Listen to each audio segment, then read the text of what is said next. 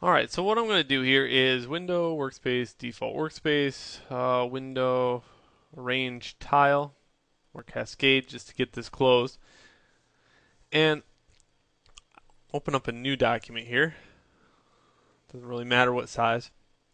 And now I kind of want to go over the fact of the manipulation of items inside Photoshop. Okay, and layers. Okay, so here's what I want to do. I want to go to make a new layer. The fastest way to do that is go here and let's make two layers. Double click, type in red, double click, hit cancel, type in blue. Okay, so red and blue, two layers. This is my background. I barely ever draw on my background. Sometimes when you have an image like a Photoshop or a photo in here, it's a different story altogether. But for right now, I don't draw on the background. I draw on layers above that background. Okay, so let's go to the blue layer and go get some blue. So by double clicking on the color, you can get a blue color. Let's grab my brush and make out a couple lines. Let's go in here to 19 for my brush. And my bracket keys are making my brush bigger and smaller. Okay, so make a couple lines. Now let's go to the red one. Make some red.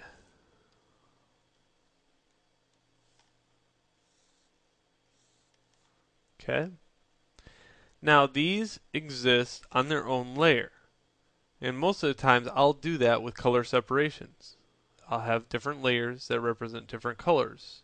Unless, of course, it's a very complex digital painting, and then it's just like, well, maybe I'll have the background shadow, and I'll have tints on another layer, but I'll have lots of these layers going. And I try to keep it as minimal as possible, but sometimes you get a little nuts with the layers. Okay, here's what I want to really show you, though. Let's go to the Move tool.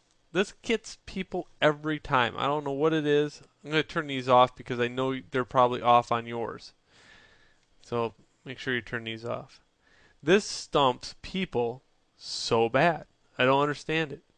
So under the red, if I'm on this layer, I can move the red. If I'm on blue, I can move blue. If I'm on blue, I cannot move red. Okay. Now, let's go to auto select. Let's go to red and move it. I'm on blue. That's right. With auto select, it automatically selects whatever layer that you're on with that object. Now, this is nice because right now, but if you get 1,001 items on the same layer and you go to try to snipe one off using the auto select, you will fail every time epically. Alright, another thing is really needs to be addressed. Show transformation controls. I'm going to resize this item. If I just click and drag on the corner, I can resize it. Let's go resize the red one. Ah, it wasn't working. Look, I still have the blue one, and I can't highlight the red.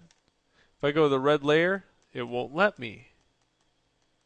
Okay, when I highlight, when I change, when I manipulate an object, I must go to the Move tool first and apply that change before I can go back up to the red one and move it.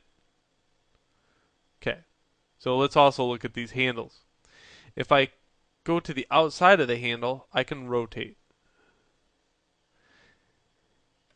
If I hold shift, click and drag, I proportionally scale the item.